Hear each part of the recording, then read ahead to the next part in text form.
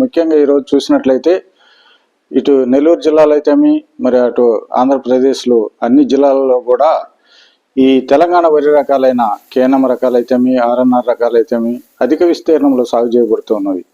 అయితే మనకు ఈ నెల్లూరు జిల్లాలో కూడా చూసినట్లయితే 50% పైన ఈ తెలంగాణ రకాలు వరి రకాలు కూడా సాగు చేయబడుతున్నాయి. ఇవి ఎందుకంటే ఇవన్నీ కూడా మంచి అధిక దిగుబడులు ఇస్తున్నాయి, తెగుళ్ళు తట్టుకుంటున్నాయి, మంచి కుకింగ్ క్వాలిటీ ఉంది కాబట్టి రైతులందరూ కూడా వీటిని ఎక్కువగా విస్తీర్ణంలో సాగు చేస్తున్నారు.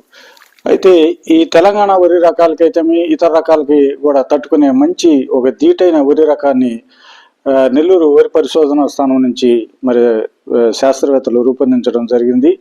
అది ఏం రకం అనగా NLR 3648 అనే రకము. ఈ NLR 3648 అనే రకము మంచి కుకింగ్ క్వాలిటీ కానీ మరి తెగులు తట్టుకుంటుంది, అదేవిధంగా మంచి దిగుబడులు ఇచ్చే రకము. ఇది సిరు సంచులు మరియు లేక మినికెట్స్ రూపంలో రైతుల పొలాల్లో ఇప్పుడు మరి దీన్ని ట్రయల్స్గా అంటే మనం పరీక్షించే దానికోసం రైతుల పొలాల స్థాయిలో దీన్ని మరి శాస్త్రవేత్తలు ఇచ్చున్నారు. ఈ యొక్క రబీ సీజన్లో కూడా ఇవ్వడం జరిగింది. ఇది రైతుల యొక్క పొలాల్లో ఈ రబీ సీజన్లో పరిశీలించిన తర్వాత రాబోయే 2-3 అంటే ఈ రాబోయే 2-3 సీజన్లు అంటే మనకు దాదాపు ఒక 2 సంవత్సరాల్లో ఇది పూర్తి స్థాయిలో మరి ఈ రకం అంతా కూడా విడుదల చేయబడడం జరుగుతుంది.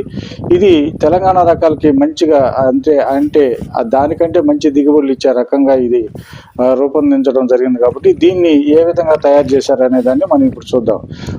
BPT 5204 × CR 18-9-9-10-5-63 ఈ 2 రకాలని క్రాస్ చేసినప్పుడు ఈ NLR 3648 అనే రకం కూడా రూపొందించడం జరిగింది. అయితే దీనిలో ఉన్న గుణగణాలు ఏమిటి, వాటన్నిటి గురించి మనం ఇప్పుడు తెలుసుకుందాం. మరి దీని పంట కాల పరిమితి ఎంత ఉంటుందని చూసినప్పుడు 120 నుంచి 125 రోజుల పంట కాల పరిమితి ఉంటుంది.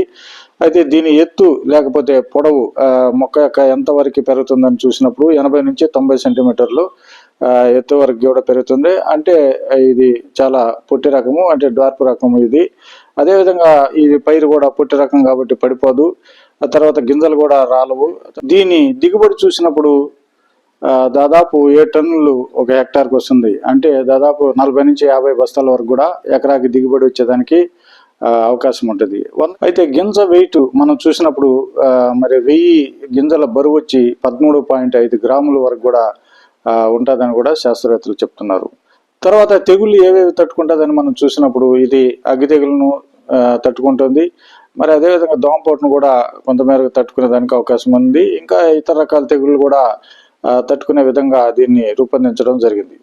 అయితే దీన్ని మరి గింజలు చూసినప్పుడు ఇది ఏ రకాన్ని పోలి ఉంటుందంటే, ఎందుకంటే BPT నుంచి దీన్ని క్రాస్ చేశారు కాబట్టి ముఖ్యంగా ఈ BPT మరి రైస్ని అంటే గింజల్ని వరి గింజ రైస్ని పోలి ఉంటుంది. అదేవిధంగా కేనం రైస్ని కూడా పోలి ఉంటుంది. ఈ విధంగా 2 రకాల మరి పోలికలు కూడా ఈ గింజలో ఉన్నాయి. కాబట్టి ఇది రాబోయే కాలంలో మంచి దిగుబడి ఇచ్చే రకంగా ఈ నెల్లూరు జిల్లాలో సాగు చేయబడుతుందని కూడా తెలియజేస్తున్నాను.